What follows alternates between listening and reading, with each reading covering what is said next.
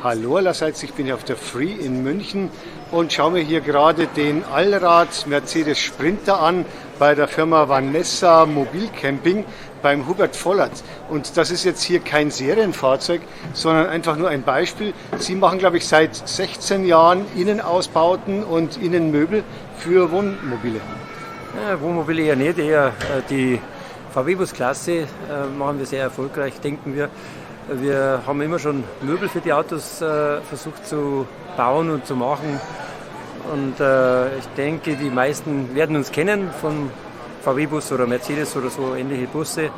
Und wir haben ein bisschen festgestellt, dass in der größeren Klasse, also in der Busklasse, Sprinter, Crafter und so, dass hier ein Markt entstanden ist.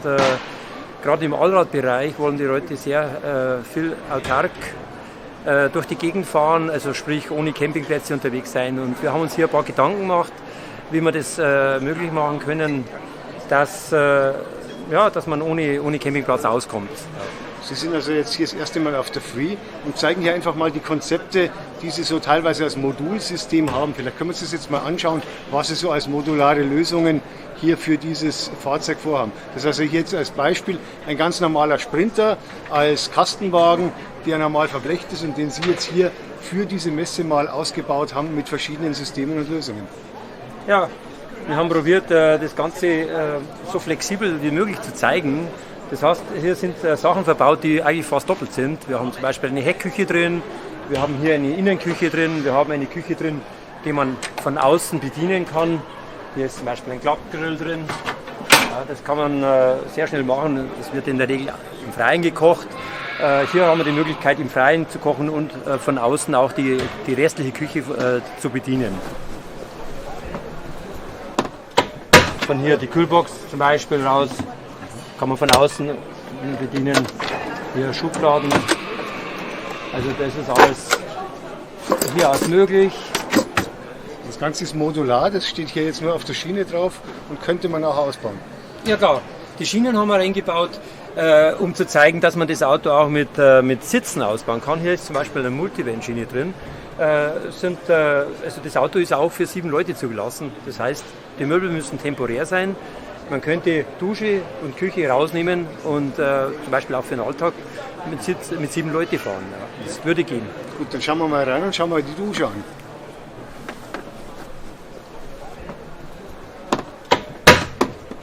Die Dusche ist jetzt mittendrin. Man wird sich die Frage stellen, warum braucht man eigentlich eine Dusche? Wir haben eigentlich festgestellt, die Dusche ist eigentlich nur am Rande wichtig. Wichtiger ist manchmal auch eine Toilette, die vernünftig funktioniert. Ich sehe jetzt hier aber gar keine Toilette. Ach mein Gott, also man will eine Toilette nicht immer sehen, weil das ist ein anrüchiges Thema. Ja. Aber man kann sie trotzdem benutzen. Wir haben hier eine Blende reingebaut. Das heißt, die Toilette in der Schublade. Die steckt in der Schublade, ja genau. Das ist eine Trockentrenntoilette, die ist offen. Also, das ist so, dass man braucht hier kein Wasser. Der Riesenvorteil ist das, dass diese Sachen getrennt praktisch reinkommen. Hier vorne ist ein Urintank, hinten sind die Feststoffe drin. Die Feststoffe, man macht halt die Klappe auf, man macht hier Geschäft und man dreht an der Kurbel seitlich, dann werden die Sachen vermischt und es wird mit Hilfe von einem Ventilator wird praktisch die Restfeuchtigkeit raus entzogen und dadurch wird es auch nicht stinken im Auto. Also gedacht dann jetzt nicht nur für ein Camping, sondern beispielsweise auch ein Handwerker, der irgendwo oft bei Kunden vor Ort ist und eigentlich dann in manchen Fällen die Toilette des Kunden nicht verwenden will oder wenn eine komplette Renovierung, Sanierung ist ja meistens dann der Sanitärbereich vielleicht vorübergehend gar nicht nutzbar, dann habe ich halt im Fahrzeug eine dabei. Das ist auch ein denkbarer Einsatzpunkt. Ja, absolut. Das ist also gerade in dem Bereich Sprinter, Crafter oder so, da sind sehr viele Handwerker unterwegs. Könnte man durchaus über das nachdenken. Die Toiletten sind übrigens sehr lange im Einsatz, ohne dass man sie ausleeren muss. Also das ist der Hauptvorteil von dieser Toilette. Es bleibt auch, man hat immer das Thema Nachhaltigkeit und Umweltschutz. Hier kommt keine Chemie rein, die Sachen, wenn das alles vernünftig gemacht wird, da gibt es auch keine Beeinträchtigung für die Umwelt. Und auch dieses Bad, Dusche, Nassbereich ist hier auf Schienen eben montiert, könnte man in Fahrzeuge integrieren, wo immer man es haben möchte. In dem Fall jetzt vielleicht einfach dann mit Dusche und mit Waschbecken und im anderen Falle eben nur eine Toilette und ein kleines Waschbecken. Für einen Handwerker ist das ja dann auch eine der Einsatzmöglichkeiten. Ja, würde auf alle Fälle auch gehen und auch das Schienensystem braucht man für unser System nicht. Also das wäre nur wichtig, wenn Sie Sitze montieren wollen. Es geht auch ganz normal auf dem Holzboden zu montieren.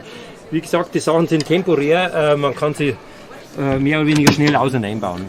Gut, dann schauen wir uns mal das Bett noch an. Aber im Bett ist so, wir haben hier schon Gedanken gemacht, viele Leute machen auf Querschlafen. Wir haben sehr schnell festgestellt, dass das Querschlafen nicht immer so ganz gut funktioniert.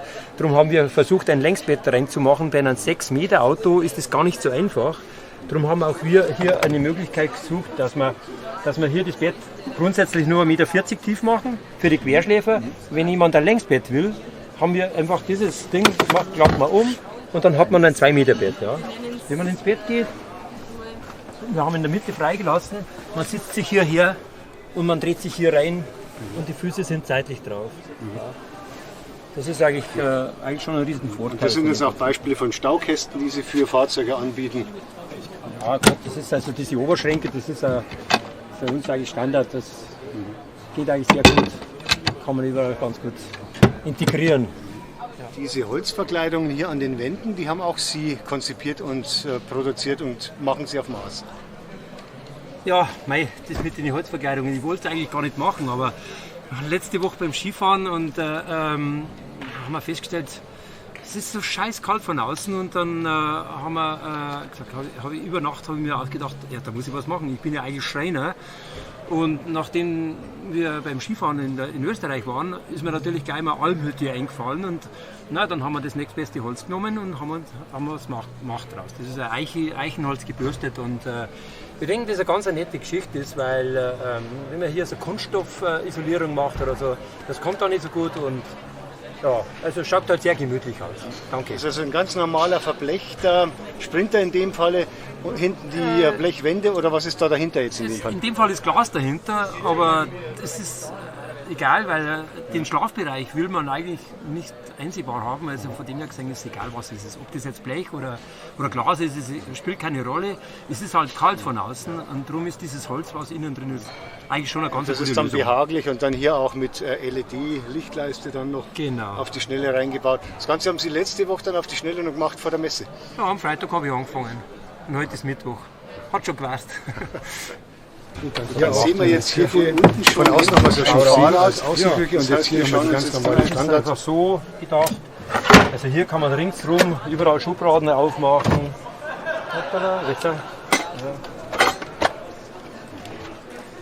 Also das ist jetzt auf... Genau.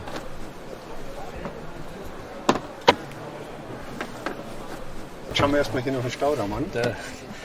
Ist ja alles noch ziemlich leer, aber wir sind hier auf Messe und nicht unterwegs. Also beim Wegfahren ist das natürlich alles voll und man hat vernünftige Möglichkeiten, die Sachen zu verstauen.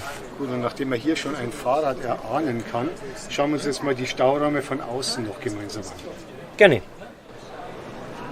Jetzt sind wir hier am Außenbereich bei der großen Heckklappe oder den Hecktüren des Sprinter und unter dem Bett ist also hier eine Garage für Fahrräder.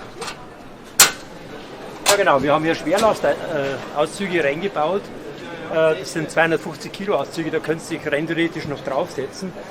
Wenn jemand Mountainbikes, Elektrobikes hat oder so, die sehr viel Geld kosten, die will man natürlich auch im Auto transportieren, dass sie ein bisschen besser geschützt sind vor Regen oder auch vor Diebstahl oder sowas. Also durch das Rausziehen von dem Auto kann man es auch richtig gut montieren. Der will schon gerne ein sehr teures Rad nur in ein Loch schieben, das funktioniert nicht wirklich. Ja. Also das funktioniert sehr gut, man hat hier so Befestigungsmöglichkeiten. Das Einzige, was man halt machen muss, man muss die Vorderräder rausnehmen, sonst wird es nicht funktionieren. Man hat auch seitlich noch Möglichkeiten, dass man Ski integriert. Uns ist natürlich auch klar, dass man Räder und Ski miteinander nicht wirklich braucht, aber einfach mal zum Zeigen hier auf der Messe, was alles möglich ist. Genau. Gut, und das ist ein weiteres Beispiel dann rechts daneben.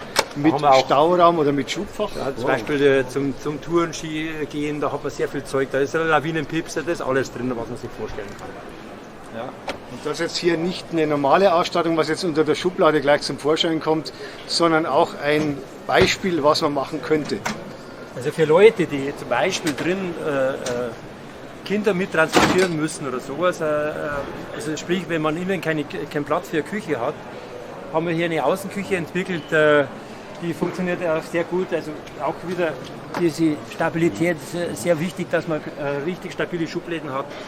Und man kann hier komplett aufkochen für eine ganze Kompanie. Ja.